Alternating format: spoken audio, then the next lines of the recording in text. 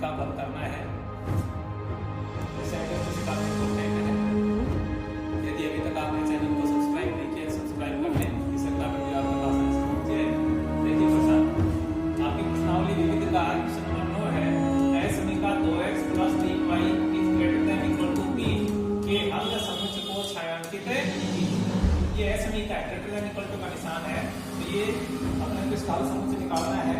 तो इसके लिए देखिए सबसे पहले हमने क्या किया कि ए समीकरण 2x + 3y ≥ 3 के संगत समीकरण, जब इसके संगत समीकरण बदलते हैं तो ये जो ≥ के निशान के अपने केवल इक्वल टू का निशान लगा दिया और ये हो गया 2x + 3y = 3।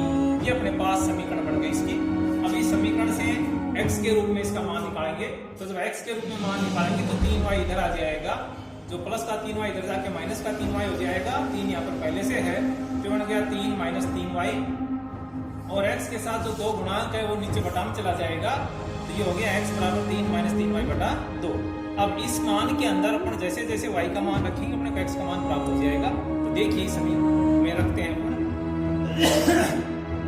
y = 1 रखने पर, y = 1 रखा तो x = 3 का 3 माइनस का माइनस 3 × y किसी हो जाएगा 3 × 1 और बटा में 2। अब ये 3 का 3 और ये 3 एकम 3 बटा 2, 3 में से 3 गया तो 0, 0 में 2 का भाग देंगे तो 0। तो अपने पास पहला मान हो गया, तो y का मान 1 तो x का मान 0। इसी प्रकार फिर y का मान रखा -1, तो y = -1 रखने पर x = 3 - 3 × -1।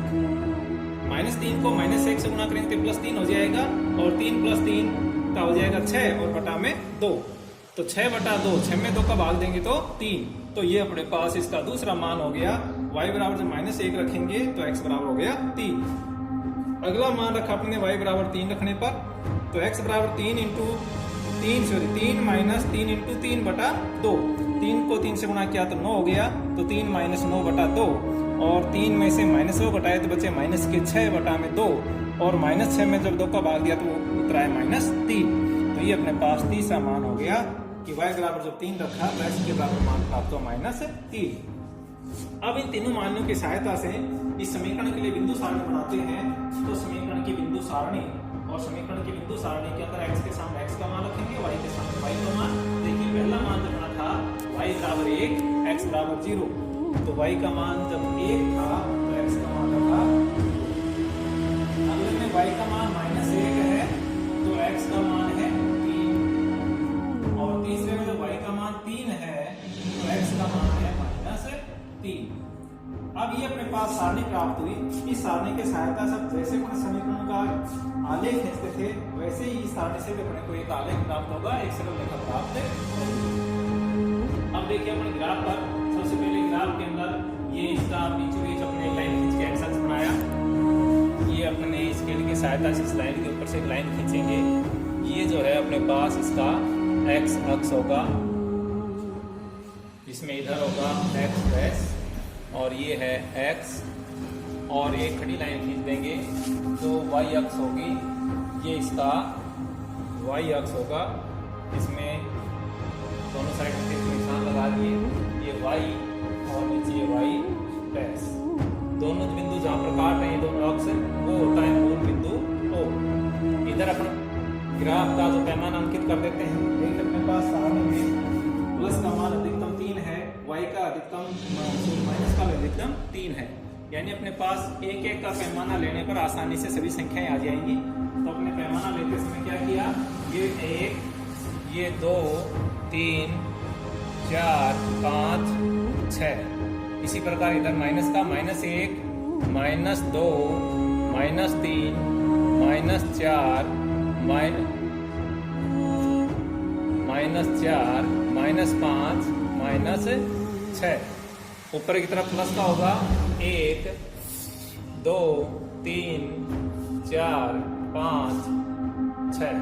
नीचे माइनस का होगा -1, -2, -3, -4, -5, -6। इस प्रकार से अपने एक खाने बराबर एक इकाई लेकर के अपने पैमाना अंकित कर दिया x अक्ष भी और y अक्ष पर भी। अब देखिए बिंदु सारणी का जो पहला बिंदु है वो है x का 0, y का 1। तो ये 0, 1 अंकित करने के लिए ये तो x का 0 है और y का 1 यहाँ पर आ गया। y के 1 की लाइन ये इधर होगी और x के 1 की लाइन ये।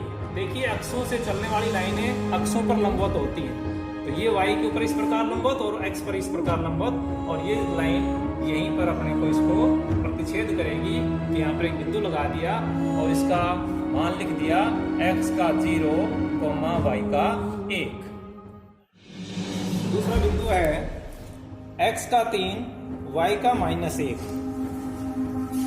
तो x पर देखिए 1, 2, 3 और y का -1 नीचे आएगा यहाँ पर। तो ये -1 की लाइन और ये 3 की लाइन दोनों इस बिंदु पर काटेंगी और ये बिंदु अंकित कर दिया, इसके साथ लिख दिया 3, -1। अगला तीसरा बिंदु है x का -3 और y का 3।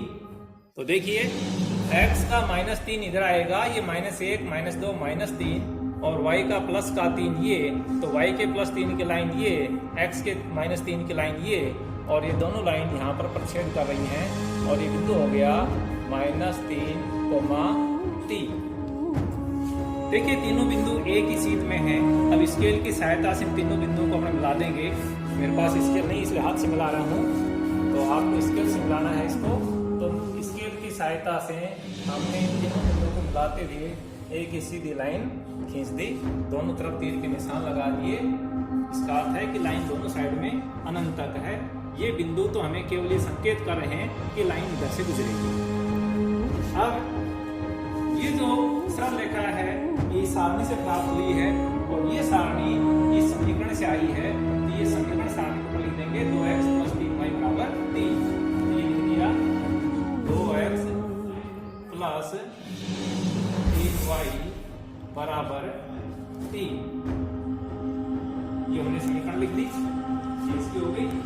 अब हमारे पास ये समीकरण नहीं थी, ये असमीका थी, तो हमें इस असमीका का भाग करना है कि इस असमीका के इधर होगा साइन की भाग या इधर होगा। और इसको जांच करने के लिए हम इस असमीका के अंदर वैसे तो कोई भी बिंदु रख सकते हैं, लेकिन हम स्वीकार करके से मूल बिंदु के निर्देशांक से असमीका को संतुष्ट करके देखते हैं कि असमीका के मूल बिंदु संतुष्ट करता है या नहीं करता है, और यही डिसाइड करेगा कि इसका हल क्षेत्र है और मूल बिंदु की ओर होगा या मूल बिंदु के विपरीत दिशा में होगा। तो देखिए आगे अब इसका हल क्षेत्र क्या करते हैं कि जो असमीका है, असमीका 2x + 3y > 3 में मूल बिंदु के निर्देशांक 0, 0 रखने पर, यानी इस असमीका के अंदर मूल बिंदु के निर्देशांक रखेंगे x = 0 और y = 0। ये रखेंगे तो क्या हो गया 2 × 0 + 3 × 0 > 3। 2 को 0 से गुणा किया 0 + 3 को 0 से गुणा किया 0 > 3। 0 + 0 का अर्थ हो गया 0 > 3। अब ये जो अपने पास कह रहा है कि 0 है वो बड़ा है या बराबर है 3 के। अब हम जानते हैं कि 0 3 के बराबर भी नहीं और 3 से बड़ा भी नहीं है। इसका अर्थ क्या हुआ कि ये जो कथन है ये असत्य है। तो नीचे लिखा जो असत्य है, और यदि असत्य है इसका मतलब हुआ कि मूल बिंदु है वो असमीका को संतुष्ट नहीं करता। तो लिखा अर्थात 0, 0 असमीका को संतुष्ट नहीं करता है। अब जब संतुष्ट नहीं करता है तो उसका हल क्षेत्र होता है उस बिंदु के विपरीत दिशा में। तो लिखा आता है हल क्षेत्र मूल बिंदु के विपरीत दिशा में होगा। और यदि संतुष्ट करता है तो यहाँ पर आता कि हल क्षेत्र मूल बिंदु की दिशा में होगा, और नहीं असंतुष्ट है तो होगा विपरीत दिशा में। अब देखिए ग्राफ पर आइए।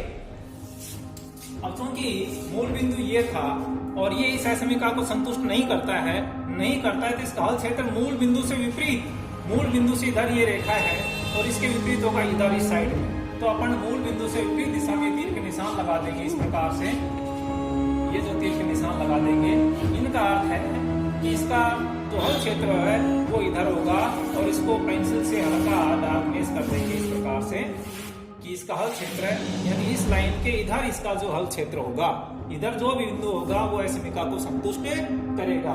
तो इस प्रकार से हम किसी भी असमीका को आसानी से हल कर सकते हैं। असमीका को हल करने के लिए दोबारा देख लीजिए। सबसे पहले असमीका को समीकरण बदलेंगे, समीकरण में बदलने के बाद उसकी सारणी बनाएंगे, सारणी बनाने के बाद उसकी जो सरल रेखा वो खींचेंगे। इसके बाद में ये जो असमीका है, इस असमीका को किसी भी एक बिंदु से मान रखेंगे और वो बिंदु जहां तक संभव हो मूल बिंदु लेते हैं। यदि हमारी सरल रेखा ही मूल बिंदु से गुजरे, उस समय हमें मूल बिंदु को छोड़ करके कोई अन्य बिंदु जो रेखा की इधर हो या इधर हो वो बिंदु लेना है। और जब मूल बिंदु से नहीं गुजरे तो मूल बिंदु लेना आसान रहता है, क्योंकि 0 0 मान रखने से कैलकुलेशन सरल हो जाती है। तो हमने यहाँ पर वो मान रखा, और यदि वो मान संतुष्ट करता है तो उस बिंदु के एक दिशा बिंदु की ओर, और यदि संतुष्ट नहीं करता है तो बिंदु से विपरीत दिशा में उसका अनुसरण होता है।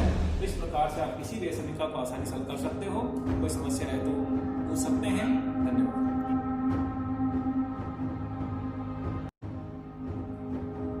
आज अपना कक्षा 10 की प्रश्नावली 4 का प्रश्न नंबर 9 लेते हैं, जिसमें एक समीकरण को हल करना है। यदि अभी तक आपने चैनल को सब्सक्राइब नहीं किया, सब्सक्राइब कर लें, जिससे अगला वीडियो आप तक आसानी से पहुंच जाए। देखिए प्रश्न, आपकी प्रश्नावली विविध का प्रश्न नंबर 9 है। असमीका 2x + 3y ≥ 3 के हल समुच्चय को छायांकित कीजिए। ये असमीका > का निशान है, तो ये अपने को इसका हल समुच्चय निकालना है। तो इसके लिए देखिए, सबसे पहले हमने क्या किया कि असमीका 2x + 3y ≥ 3 के संगत समीकरण, जब इसके संगत समीकरण बदलते हैं तो ये जो > के निशान के लिए अपने केवल = का निशान लगा दिया, और ये हो गया 2x + 3y = 3। ये अपने पास समीकरण बन गई इसकी। अब इस समीकरण से x के रूप में इसका मान निकालेंगे, तो जब x के रूप में मान निकालेंगे तो 3y इधर आ जाएगा, जो प्लस का 3y इधर जाके माइनस का 3y हो जाएगा। 3 यहाँ पर पहले से है, तो बन गया 3 - 3y, और x के साथ जो 2 गुणांक है वो नीचे बटा में चला जाएगा, तो ये हो गया x = 3 - 3y / 2। अब इस मान के अंदर अपन जैसे जैसे y का मान रखेंगे अपने को x का मान प्राप्त हो जाएगा। तो देखिए समीकरण में रखते हैं अपन y = 1 रखने पर, y = 1 रखा तो x = 3 का 3 माइनस का माइनस 3 गुणा y, ये हो जाएगा 3 गुणा 1 और बटा में 2। अब ये 3 का 3 और ये 3 एकम 3 बटा 2, 3 में से 3 गया तो 0, 0 में 2 का भाग देंगे तो 0। तो अपने पास पहला मान हो गया, तो y का मान 1 तो x का मान 0। इसी प्रकार फिर y का मान रखा -1, तो y = -1 रखने पर x = 3 - 3 × -1, -3 को -1 से गुणा करेंगे तो +3 हो जाएगा, और 3 + 3 का हो जाएगा 6 और बटा में 2, तो 6 बटा 2, 6 में 2 का भाग देंगे तो 3। तो ये अपने पास इसका दूसरा मान हो गया। y = -1 रखेंगे तो x = हो गया 3। अगला मान रखा अपने y = 3 रखने पर, तो x = 3 - 3 बटा 2, 3 को 3 से गुणा किया तो 9 हो गया, तो 3 - 9 बटा 2, और 3 में से -2 घटाए तो बचे -6 बटा में 2, और -6 में जब 2 का भाग दिया तो वो उतरा है -3। तो ये अपने पास तीसरा मान हो गया कि y = जब 3 रखा तो x के बराबर मान प्राप्त हो -3। अब इन तीनों मानों की सहायता से इस समीकरण के लिए बिंदु सारणी बनाते हैं। तो समीकरण की बिंदु सारणी, और समीकरण की बिंदु सारणी के अंदर x के सामने x का मान रखेंगे, y के सामने y का मान। देखिए पहला मान जब बना था y = 1 x = 0, तो y का मान जब 1 था तो x का मान रखा। अगले में y का मान -1 है तो x का मान है 3, और तीसरे में जब y का मान 3 है तो x का मान है -3। अब ये अपने पास सारणी प्राप्त हुई। इस सारणी के सहायता से जैसे अपने समीकरण का आलेख खींचते थे वैसे ही इस सारणी से भी अपने को एक आलेख प्राप्त होगा, एक सरल रेखा प्राप्त होगी। अब देखिए अपने ग्राफ पर, सबसे पहले ग्राफ के अंदर ये इसका बीचों बीच अपने लाइन खींच के एक्स अक्ष बनाया। ये अपने स्केल की सहायता से इस लाइन के ऊपर से एक लाइन खींचेंगे। ये जो है अपने पास इसका एक्स अक्ष होगा, इसमें इधर होगा x', और ये है x, और एक खड़ी लाइन खींच देंगे तो y अक्ष होगी। ये इसका y अक्ष होगा, इसमें दोनों साइड में निशान लगा दिए, ये y और नीचे ये y'। दोनों बिंदु जहाँ पर काट रहे हैं दोनों अक्ष, वो होता है मूल बिंदु O। इधर अपना ग्राफ का जो पैमाना अंकित कर देते हैं। देखिए अपने पास सारणी में प्लस का मान अधिकतम 3 है, y का अधिकतम माइनस का अधिकतम 3 है।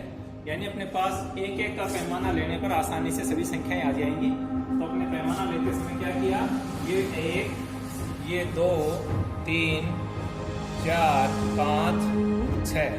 इसी प्रकार इधर माइनस का -1, -2, -3, -4, -5, -6। ऊपर की तरफ प्लस का होगा 1, 2, 3, 4, 5, 6। नीचे माइनस का होगा -1, -2, -3, -4, -5, -6। इस प्रकार से अपने एक खाने बराबर एक इकाई लेकर के अपने पैमाना अंकित कर दिया x अक्ष पे और y अक्ष पर भी। अब देखिए बिंदु सारणी का जो पहला बिंदु है वो है x का 0, y का 1। तो ये 0, 1 अंकित करने के लिए ये तो x का 0 है और y का 1 यहाँ पर आ गया। y के 1 की लाइन ये इधर होगी और x के 1 की लाइन ये। देखिए अक्षों से चलने वाली लाइनें अक्षों पर लंबवत होती हैं।